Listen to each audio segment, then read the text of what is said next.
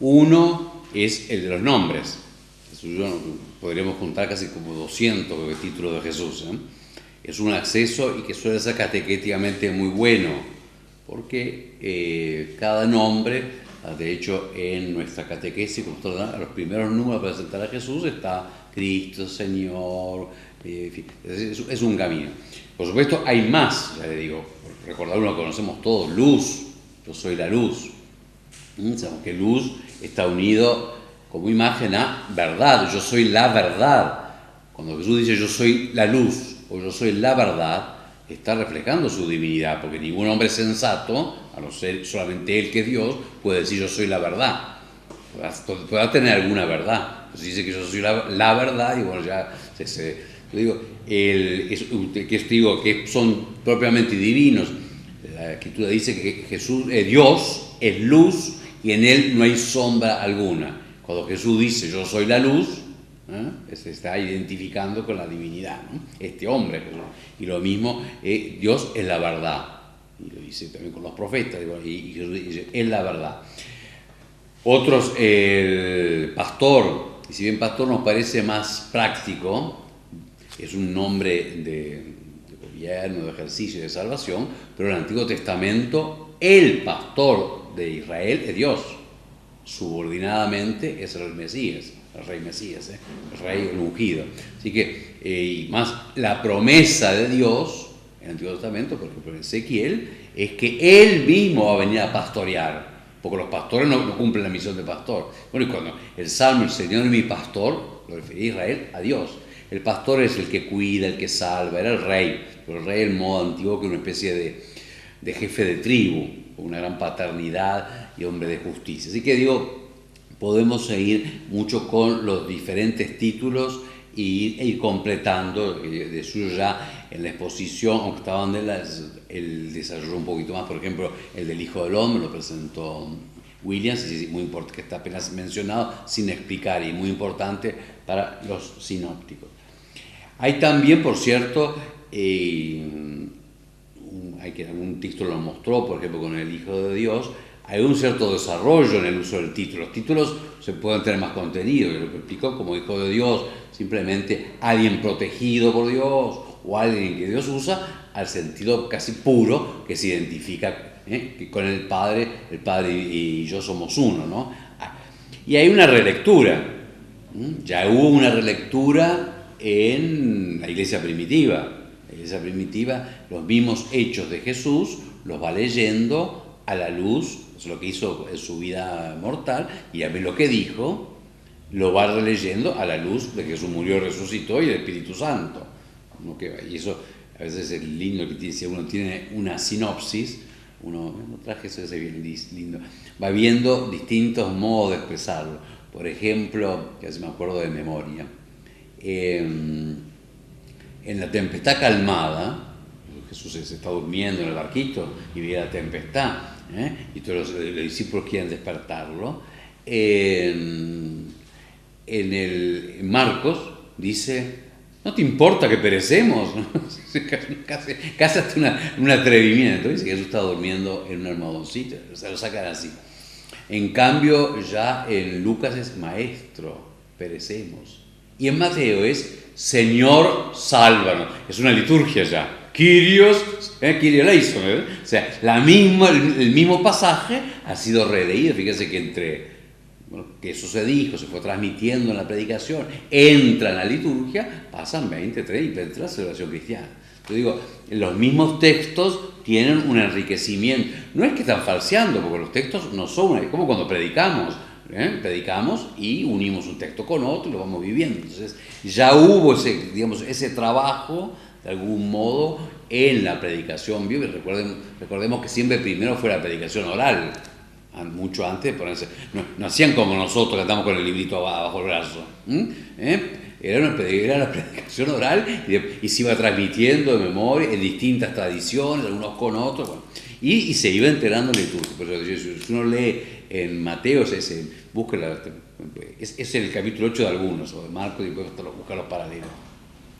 Señor, sálvanos. Entonces digo, él es totalmente una liturgia. Y con eso también los otros títulos. Y muchos están, ya digo, puestos el mismo que leyó detenidamente Williams, que es ese que dice que hace un poco la marca de los evangelios sinópticos, es quienes dicen los hombres que soy yo, quienes dicen ustedes, y la confesión de fe de Pedro, tú eres el Mesías.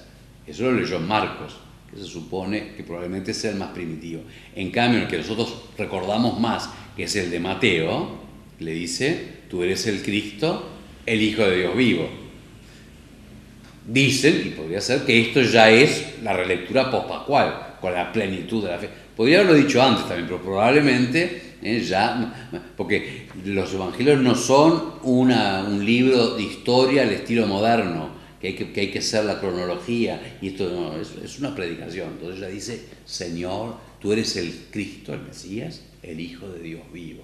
Así que dice el texto, esto te lo ha revelado el Padre que está en los cielos. O sea que eso también importa en el uso bíblico y en la comprensión, y ni que hablar en la predicación paulina. Otra consideración, estoy dejando de lado otro título porque lo quiero detener un poquito más, que es el de verbo, palabra que sale muy poco en el catecismo, lo cita y no lo analiza. Quiero dejarlo porque es muy importante, y muy importante para la tradición posterior, muy difícil por otra parte para nosotros porque no tiene una traducción buena en castellano, como suele pasar con muchos términos, y tiene mucha importancia por la tradición. Pero antes él quería señalar que hay como, aparte de esta cronología, esta profundización, hay ciertamente dos mundos en el cual se va predicando el Evangelio y que van de a poco haciendo también una cierta tradición lingüística. Uno es el mundo semita, el mundo judío en que nació la predicación y en que nace la iglesia, para el cual el título de Mesías era importantísimo y era clarísimo, porque no era claro que el Mesías fuera a padecer, no era claro que el Mesías fuera a ser Dios, eso no está, pero que esperaban el Mesías y que era la irrupción del reinado de Dios en la historia, o sea, era lo que estaban esperando. En cambio, cuando se pasa con el término Mesías, a un pasado del griego, no importa, Cristo, había mucho judío de lengua griega, ¿no?, desparramado por todo el imperio, así que hablaban en griego y había la traducción griega del Antiguo Testamento, que se manejaban con eso, la llamada de los 70, que es con la que se maneja también el Nuevo Testamento. Cuando citan normalmente el Antiguo Testamento, no lo citan directamente del texto hebreo, sino del griego, pero no importa. Así que Cristo, para los judíos, a uno de la diáspora, ¿qué esperaban? El reinado de Dios por su Cristo, por su Mesías. En cambio, cuando empieza la predicación con los griegos no judíos, eso del Mesías era bastante tan chino como para nosotros, ¿no? O sea, no es una institución, tenemos que hacernos judíos para entenderlo, tenemos que meternos en David para entenderlo. Entonces va a primar mucho más, y en San Pablo prima mucho, el de Hijo de Dios, porque ellos tenían más o menos esos dioses, esos cercanos a los dioses, en fin, igual hay que purificarlo, pero el término que usar. Y Cristo se va volviendo ya en el Nuevo Testamento, sobre todo en los círculos helenistas, un poco como es para nosotros, un nombre.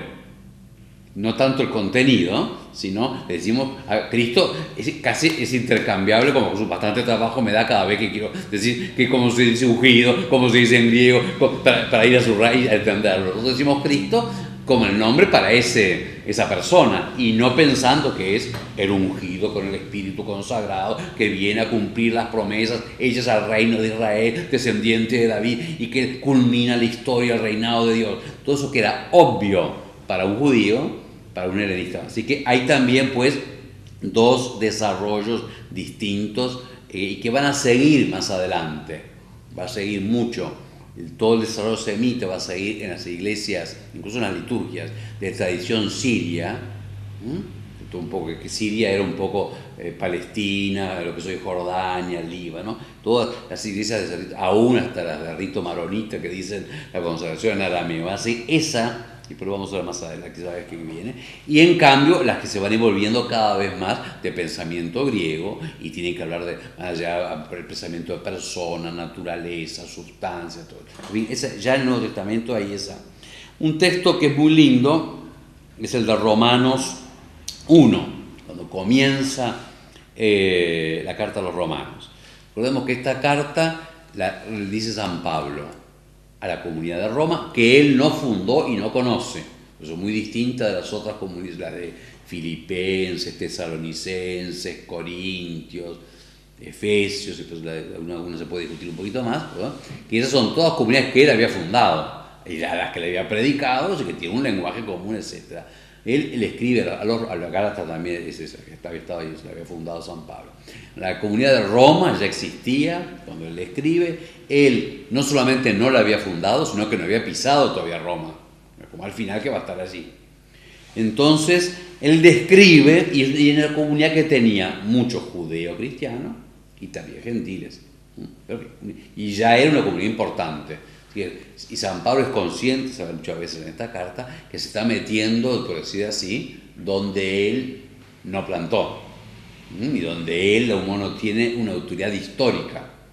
Miren que los apóstoles andaban dando vueltas por todos lados, así que digo, no es que dice, San Pablo, sí, pero o sea, era uno que había otros, y no había fundado esa ciudad. Y empieza: Pablo, siervo de Cristo Jesús, apóstol por vocación, escogido para el Evangelio de Dios, que había ya prometido por medio de su... Para explicar el Evangelio, palabra que desgraciadamente la produce continuamente por buena noticia, y no es así. Evangelio es una palabra intraducible, hay que conocer, es como Cristo. Evangelio, además, es una palabra sintética, es como cuando uno dice el credo.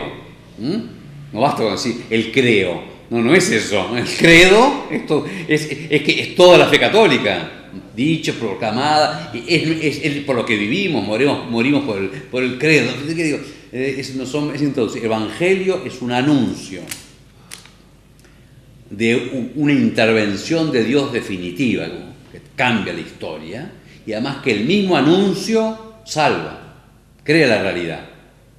Entonces, así que no es, por ejemplo, una buena noticia. Una noticia a veces que si mañana y yo hice un paseo y me dicen que no va a llover. Es una buena noticia, pero me entero de algo. No es que porque alguien lo diga cambia el tema. Bien les equivocan cuando dicen todavía. No, un anuncio, por ejemplo, cuando alguien me dice te perdono en algo, es un evangelio, ¿no? Pero este caso es una intervención total de Dios, y que por la misma palabra. Entonces, por eso dice escogido para el Evangelio de Dios. El Evangelio de Dios es idéntico al reino de Dios, porque Dios reina por el Evangelio, al cual se accede creyendo. Entonces va a decir su síntesis, y su síntesis, como lo vimos anteriormente, es Cristo, el Evangelio. No es como se dijo al principio, no es, enseña bien el catecismo, ¿sí? No es en primer lugar una moral, ni siquiera un culto, todo eso va a venir. ¿Cuál es el Evangelio de Dios? Del Padre, la intervención de Dios que se anuncia, y al anunciarse, se usaba el Evangelio, por ejemplo, claro, en el modo pensé de los antiguos, cuando se anunciaba el nacimiento del emperador, porque el emperador era Dios y empezaba una era nueva. Por eso el uso un pagano del término evangelio. O cuando el emperador, por ejemplo, a una ciudad que iba a arrasar porque se había levantado contra él, le anuncia que lo perdona, le anuncia la paz. Entonces, en vez de arrasar la ciudad y llevarse las mujeres para sus soldados y llevarse el botín, eso es un evangelio. Y realiza, porque al proclamar, no se leía en el diario, se escuchaba en el informativo. Al anunciarlo el pregón del emperador, el Evangelio de Dios lo liga con todo el Antiguo Testamento, prometido por medio de sus profetas, las Sagradas Escrituras, los testamentos, acerca de su Hijo. Así que ve, el título primero que le pone es el de Hijo de Dios. El Evangelio de Dios acerca de su Hijo, por eso que está escribiendo, son comunidades helenistas. ¿Sí? Nacido del linaje de David según la carne. Ahí ya todo el título de Mesías, constituido Hijo de Dios con poder, según el Espíritu de Santidad, por su resurrección de entre los muertos. Es un texto densísimo y complejísimo. Es el Hijo, siempre es el Hijo de Dios, pero tiene como el movimiento histórico en la carne, y cuando dice carne es en la debilidad de la encarnación, no solamente que humano, sino humano mortal en la carne, es hijo del linaje de David, por lo tanto viene a cumplirse todas las promesas, etc. Y en la resurrección no es que se ha hecho hijo, sino constituido hijo de Dios con poder. Se manifiesta su poder en la resurrección. Por otra parte, recordemos que resurrección en San Pablo, como en toda la Escritura, como en toda la liturgia, es con la entronización en los cielos. No es eso que nosotros generalmente en Occidente mostramos, que es la salida del sepulcro, los soldados tumbados y Jesús que sale.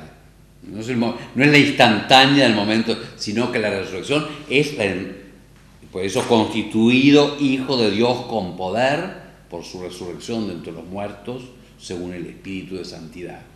Esta es la entronización de este Hijo ya encarnado. Nosotros también estamos medio acostumbrados, y está bien por la evolución posterior, a distinguir por las naturalezas. Esto es en cuanto a hombre, esto es en cuanto a Dios.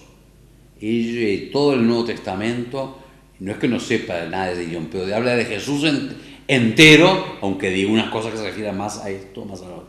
Este Hijo, encarnado Hijo de David, que ha sido constituido Hijo con poder, por lo tanto su resurrección se manifiesta su divinidad y con la fuerza del Espíritu Santo. Y a este, ¿cómo lo llama? Jesús, Cristo, Señor nuestro. Entonces termina el pasaje. El pasaje tremendo de concesión. Es Jesús, el nombre propio. Es el Cristo, aunque eso no lo va a desarrollar mucho, ya se está volviendo de a poco, bueno, lo que se nos volvió nuestra lengua, ¿no? Jesucristo, un nombre entero. Y en cambio sí, el de Señor, que recordemos, muy bien, es Kyrios, es el nombre con el cual en la liturgia ya de Israel, y la liturgia sobre todo de la diáspora, que cuando hablaban en griego, era Kyrios, es la oración al Dios de Israel, al Dios creador, al Dios creador de alianza, es Kyrios. Ahora la novedad es que se aplica al Padre y se aplica a Jesús. Que es por eso que en el credo, que lo hemos corto, apostólico, decimos en Jesucristo, su Hijo, nuestro Señor, sí está toda la fe. Lo que pasa es que para nosotros Señor es una palabra un tanto más débil. Entendemos que es superior a todos, pero no está explicitado que sea superior y que sea Dios. Eso importa mucho catequéticamente, me pasó muchas veces sobre todo en la charla de bautismo, usamos el credo, Jesucristo nuestro Señor, y es Dios. No, Dios es el Padre. Así que como tal, en nuestro lenguaje de hoy, por eso también a veces lo bueno de usar el credo niceno, porque explicita ese Señor, que ya digo, en el Nuevo Testamento, sobre todo en esta eso es una confesión de fe, eso es una proclamación casi también litúrgica, Jesucristo, Señor nuestro, o sea, Dios nuestro, Dios, al que le damos culto de Dios nuestro. Así que este texto muy rico de Romanos 1. Otro texto, bueno, ya Filipenses 1 ya se leyó, que hace todo el movimiento. Colosenses 1, son los grandes himnos cristológicos que vale la pena detenerse en ellos. Por otra parte, los que rezan vísperas, es el himno, el cántico de vísperas, están todos los himnos cristológicos puestos día por día.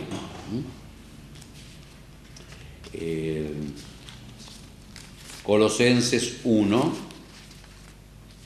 dice, hablando de Dios, el Padre, nos libró del poder de las tinieblas y nos trasladó al reino de su Hijo querido. El rey, Dios reina por el reino de Cristo, este constituido Hijo de Dios con poder, según la carta a los Romanos, en que tenemos la redención, el perdón de los pecados. Lo vimos como Jesús, el nombre propio, y como se sintetiza la obra de este reinar, es el perdón de los pecados. Pero el perdón de los pecados, con el perdón de los pecados, la filiación divina, el ingreso a la vida eterna, el reinar con Cristo. Y de ahí, ese es 1, 13, 14, y empieza en el 15. Él es imagen de Dios invisible, que es otro título de Jesús. Imagen. Imagen, que en todos, el término imagen sirve aquí como, es ícono griego, ¿no? Icona, la palabra ícono después, la imagen en sentido fuerte. La imagen puede ser una cosa que se parece un poquito, pero no. O sea, es todo igual, menos que no es el mismo, porque hay que distinguir las personas y mantener la misma dignidad. Entonces, imagen de Dios invisible. Así que en todo, Dios invisible es el Dios del Antiguo Testamento, tiene su imagen en su Hijo, mi Hijo muy querido, el Hijo de su amor. Primogénito, recuerdo cómo está, nosotros tendemos a separar, ya digo, lo que le corresponde como hombre, como Dios. El Nuevo Testamento habla de la unidad, pero eso después el dogma va a ir un poquito distinguiendo para no balbucear mal. Porque primogénito de toda la creación, otro título de Jesucristo. Fue creado antes Cristo que todo lo demás. Nosotros con esta concepción un poco histórica, chiqui. No, fue creado antes Cristo, porque todo fue creado por Cristo, por Él y para Él. Claro, la revelación va siendo así, pero no en el Dios y desde Dios. Adán fue creado según Cristo y no Cristo según Adán.